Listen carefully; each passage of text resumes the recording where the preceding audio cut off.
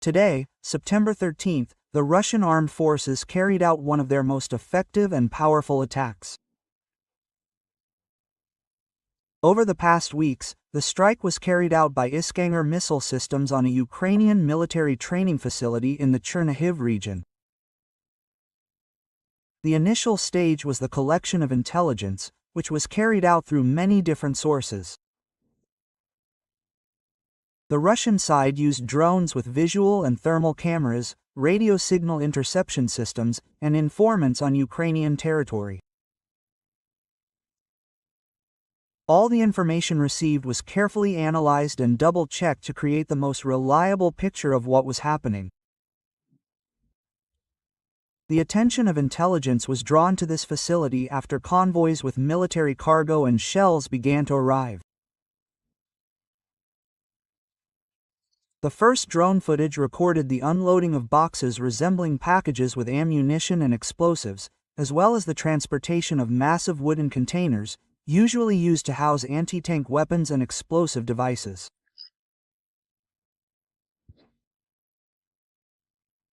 The site was equipped with mobile communication systems and temporary command posts with radio equipment, indicating preparations for major military maneuvers or a combat operation. Of particular concern was the movement of military equipment into enclosed spaces. A study of satellite images revealed that some of these structures had recently undergone reconstruction. The walls had been reinforced, and additional protective structures had been installed. All of this indicated that the base had begun to be used not only for training soldiers, but also for housing particularly important types of weapons. Of critical importance was the information about the appearance of a team of foreign mentors at the center. According to intercepted radio communications, these were experts communicating in English and Polish, and the recorded conversation fragments spoke of plans to use the latest Western weapons. This information dramatically increased the importance of this target. Over the following weeks, drones documented intense activity on the base, military training, assault group exercises, work on shooting ranges and training grounds.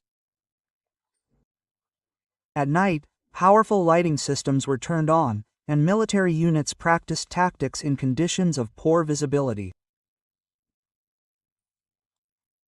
This intense training, combined with the arrival of foreign consultants and constant deliveries of weapons, led to the conclusion that the base was training units to carry out a special mission.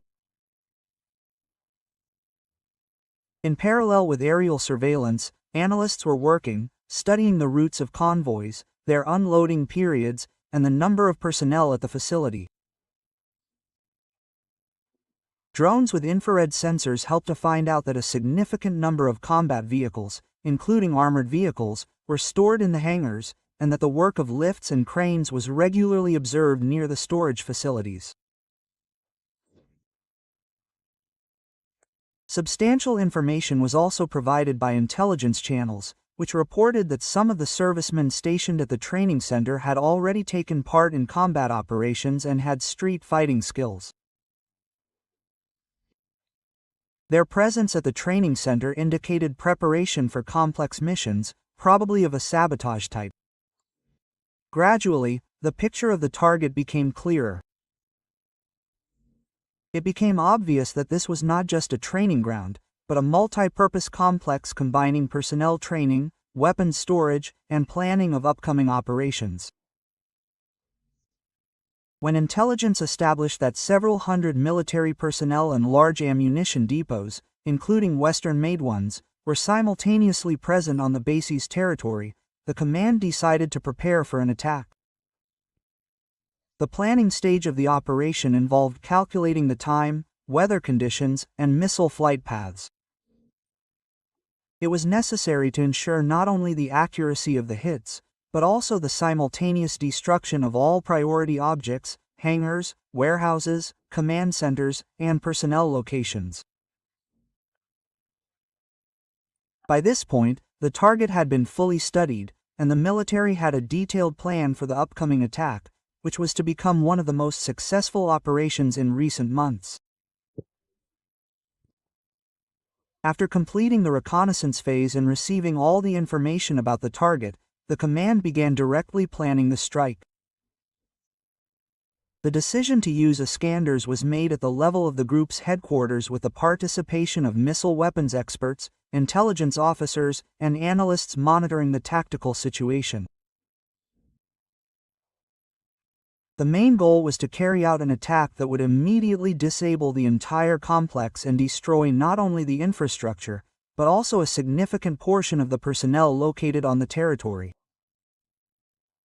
To do this, it was necessary to coordinate the launch moment with a period of maximum military concentration on the parade ground and in educational buildings. Intelligence established that a general formation and briefing were scheduled for the morning hours, which meant concentrating a large number of people in one place. The time aspect was crucial. It was necessary to prevent the possibility of dispersal of personnel or removal of equipment, so preparations for the launch were carried out in a regime of the utmost confidentiality, and precise calculations of the attack time were known only to a limited circle of commanders. The choice of Iskanders was due to a number of factors. These systems are characterized by high accuracy, long range, and a powerful warhead capable of penetrating protected structures.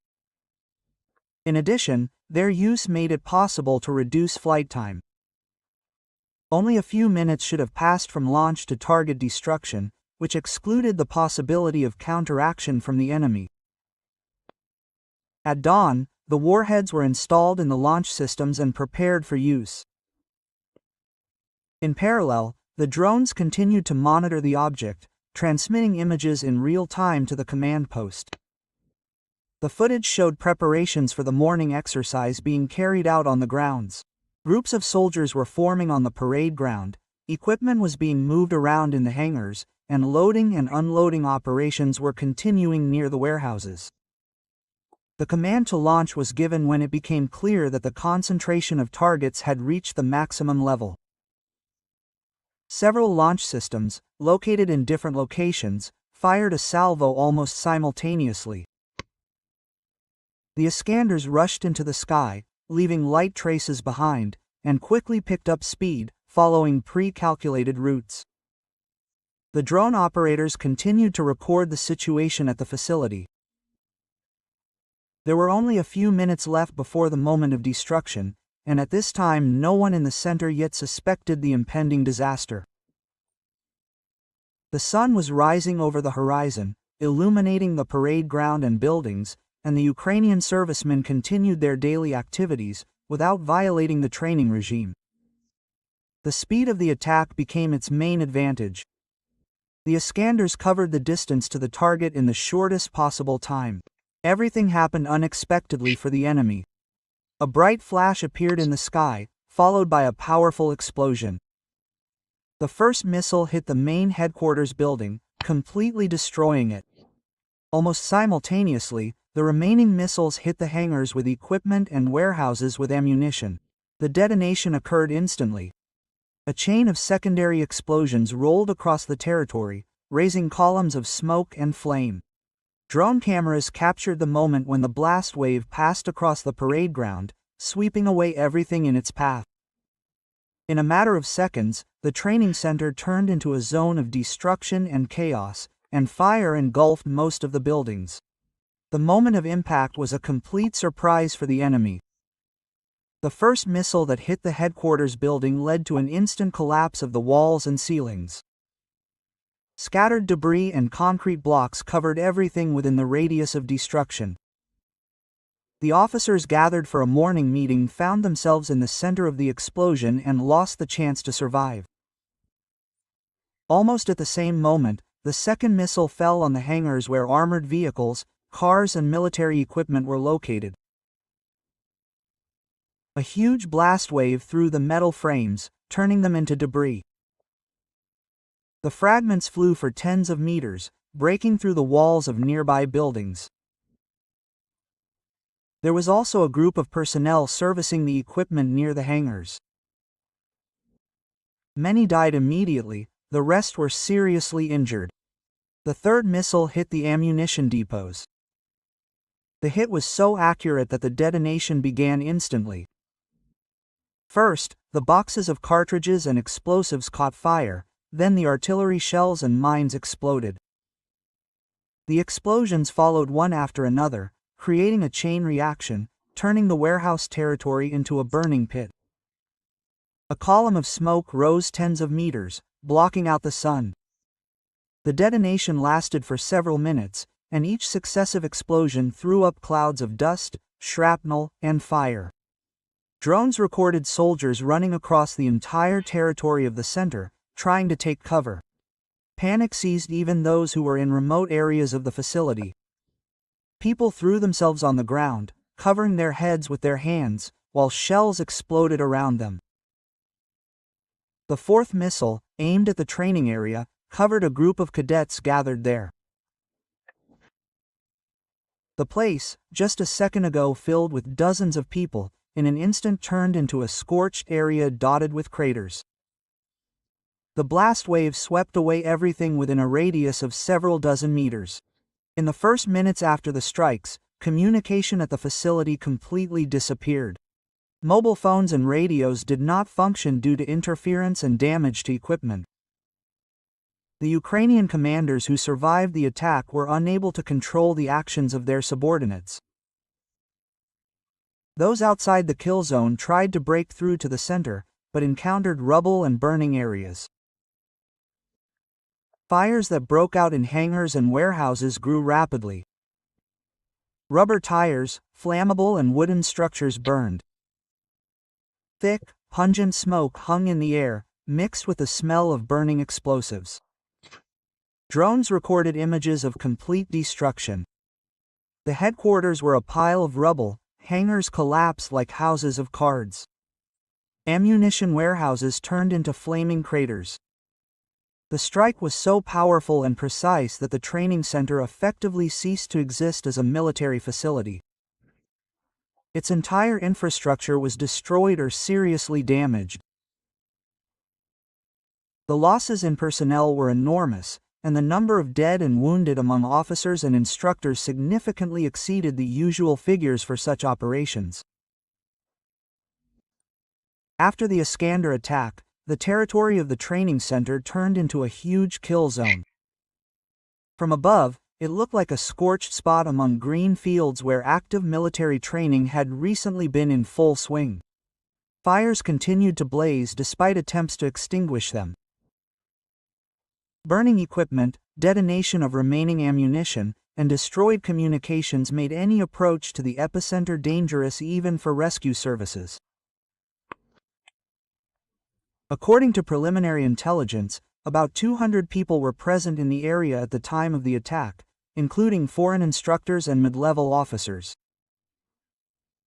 The enemy's losses were catastrophic.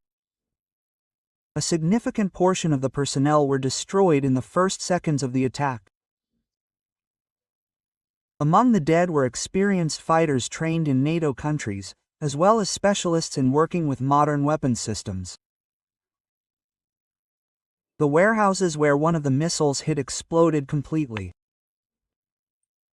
The ammunition stored there was intended for Western-style artillery systems. Their loss was a serious blow to the plans of the Ukrainian army in the coming weeks.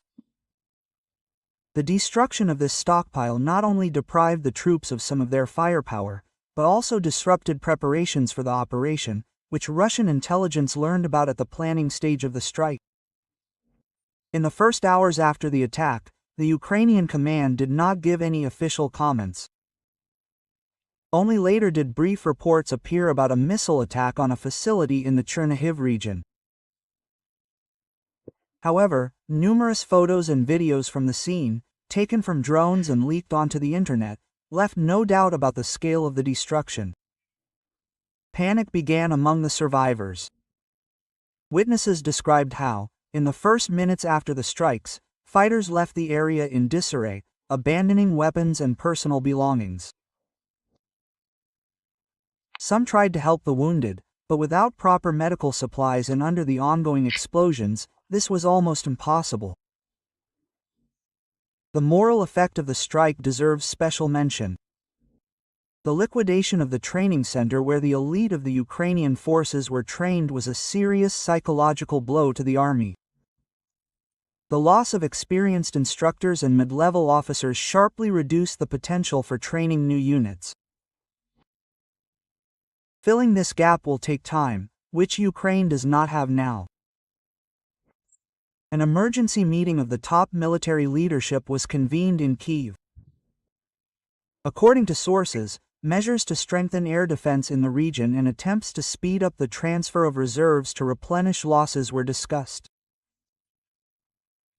However, experts admit that it is almost impossible to replenish the loss of such a large number of specialists and ammunition stocks in a short time. Western partners expressed concern about the loss of the training center and the death of foreign instructors. In private conversations, representatives of some NATO countries admitted that the strike was carried out with high precision and became an example of the effective use of operational tactical missile systems. Official statements, however, were more restrained and boiled down to condemning the attack and declaring continued support for Ukraine. The destruction of the training center in the Chernigov region had strategic consequences that go far beyond tactical success. This facility was not just a training ground, but a key link in the training system of Ukrainian troops, including units specializing in complex offensive operations. The loss of such a center means that the process of training new assault groups will be paralyzed for a long time. According to intelligence, the center was planned to train several dozen fighters for a large-scale operation in one of the key areas of the front. The destruction of these forces, along with officers and instructors, effectively disrupted the planned action. Moreover, the loss of ammunition and equipment depots forced the Ukrainian command to redistribute resources, which weakened other areas of the defense. In Russian military circles, the strike is seen as an example of a successful complex operation, where reconnaissance, planning, and the use of precision weapons were perfectly synchronized. This case is already being studied as a model for future actions, from identifying targets to their complete destruction. The international reaction was mixed. Western media, citing sources in Kyiv, acknowledged significant losses, but tried to downplay the scale of the strike, calling it damage to infrastructure. However, leaks, including photographs from the scene, showed that we are talking about the complete destruction of the facility. Some analysts in the West openly admitted that this defeat will seriously complicate the Ukrainian forces' offensive operations in the coming months. At the same time, a number of NATO countries have announced their intention to strengthen the training of Ukrainian troops in neighboring countries to compensate for the loss. However, the transfer of training processes abroad requires time and resources, and creates additional logistical difficulties. In terms of psychological impact, the strike on the center in the Chernigov region was one of the most tangible in recent times. For Ukrainian troops, this is a signal that even objects deep in the territory are not safe. For the local population, it is a reminder that the war can affect any point in the country. Analysts predict that in the coming weeks, the Ukrainian command will be forced to focus on restoring defensive lines and replenishing losses, which will reduce their ability to actively attack. This also creates a window of opportunity for Russian troops, who can use the temporary disorganization of the enemy to conduct their own operations. In the long term, such strikes undermine the basis of Ukraine's combat capability, depriving it of trained personnel and material resources. The more often such operations are carried out, the more difficult it will be for Kyiv to hold the front in the face of limited external assistance and growing internal problems. The conclusion is obvious. The operation using Iskanders in the Chernigov region was not just a successful tactical episode, but an event capable of changing the balance of power in certain areas of the front. Subscribe to the channel to follow further events and analysis of similar operations that show how carefully calibrated strikes can change the course of a war.